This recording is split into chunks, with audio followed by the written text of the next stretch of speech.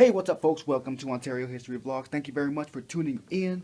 Today I'll be sharing some information and showing you some pictures of what the plan is for Guasti, the long-lost village. Once a prospering village in the early 1900s, but by the year 2000, a complete 180.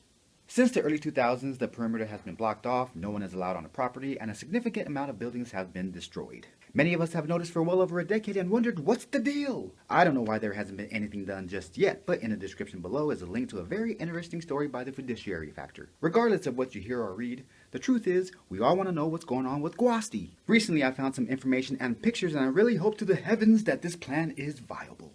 BCV Architects based in San Francisco has a plan to make the Guasti public market by reusing one of the 64,000 square foot winery buildings, as well as a new winery tasting room, restaurants, and a Lucky Strike bowling alley, all existing here on this 175,000 square foot property directly across the street from the Ontario International Airport on a historic site from the 1890s. The remaining buildings will stay put as they're planning on renovating each and every one of them to utilize.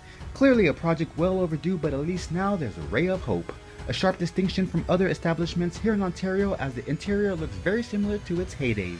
Once a thriving winery as hundreds of workers went about their 9 to 5, and the stories that generated here over 100 years ago stresses the phrase, if these walls could talk. So the idea doesn't look too bad at all. In fact, it's a better idea than what was originally planned, to level it and to build hotels. But BBC Architects had other plans and now owns the property.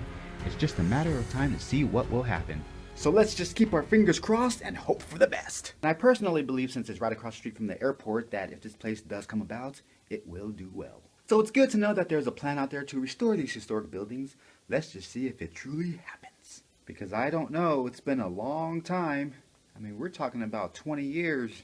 But I'm going to remain optimistic and go along with it and say, I can't wait. Now it's making a little bit more sense why they're not allowing anyone to go on their property. And if the owner is watching this, please let me go onto the property and film before you do restore. I tried to film the bungalows before we knocked them all down a few years ago, but you guys didn't let me. You told me no, which is understandable, but now the history is gone.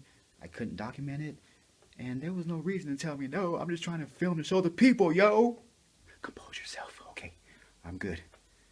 I think I'm going to leave you guys with what Guasti used to look like over 100 years ago. Enjoy the slideshow.